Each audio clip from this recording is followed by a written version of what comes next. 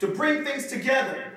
Because that's when you make a knot, you complicate things, right? You bring things together to make this knot. And this is in reference to a form of voodoo. People say magic, but let's put it in the context that we speak here nowadays. People, when they say magic, they put it in a faraway land like it doesn't exist anymore. But we know voodoo, we know Santeria. Give me another name for the stuff that they call it. Roots here in the States. What do they call it in your country? They talk about this, they call it magic? What's the word for it? Obia. Obia, I've heard of that before. Okay? There's all types of names for this type of imprecations and this sorcery, obia, roots, voodoo that people do. And there's many different ways that people do it. Here, this is a reference to all those types and not specifically just to this type of implication and this type of magic. But it's mentioning this type right here. Okay? وَمِن شَرِّ النَّفَّاثَاتِ فِي الْعُقَدِ. And let me go on to the next one. What's the next ayah? Let me go right here. وَمِن شَرِّ حَاسِدٍ. وَمِن شَرِّ, right? حَاسِدٍ إِذَا حَسَدٍ. Okay? What is and? Say that over and over. From is min. Sharri means what? What is sharri? Evil. Okay? And evil here this is like mischievous type evil. It's different from sayyi'ah. Okay, give me some, when you see someone who's mischievous, give me another word for a mischievous person. Excuse me? Not evil. We don't, so, because children are sharir, naughty. Not narrow-minded here, but what do you call a child that does little things that you know that they're not supposed to do?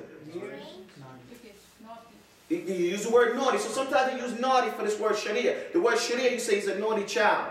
But this is the connotation. This person is going out doing this type of evil. They're working to do some type of, menandering type work, hurting on people. And it says hasidin.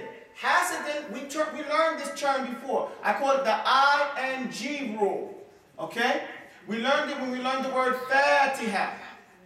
Okay? And it's opening, right? You with me? So hasad means to be jealous. Yeah.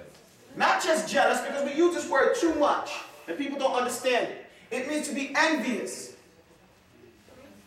Envious. And some people don't even know what that word is. But we use this word nowadays, they hating on other people. That's right, they hating. Hating is how you say someone who has hasad. He is being hasad, he's hating on somebody else. Okay? Yes, ma'am. The ING rule is when you have a word that goes, let's say, hasada. Everybody say that. Hasada. Hasada. Say it again. Hasada literally means he hated. And it's in the past tense. When you make the word, the ING rule, you take this word and now you put an alif between the first and second. Everything in Arabic has 1, 2, 3. Three-letter root. Now when you take the first letter root and put an alif there, the second letter root put a kesra, and the third you have it right there. Now you just made the ING rule. Now it's no longer hasada. He in the past was jealous and hating, but now you made it hasid. Everybody say that. Hasid. And hasid, he is hating. He is in the role of actually doing that. That's what we call someone an alim.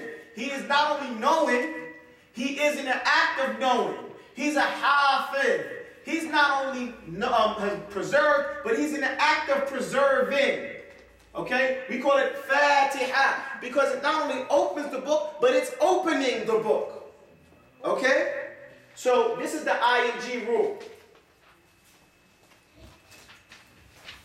So here Allah talks about min sharri hasidin, from the evil of the person or the one, not the person necessarily, but the one who is in the act of hating, who is in the act of being jealous of somebody else, who is in the act of being envious of someone else, either when, in the future, right?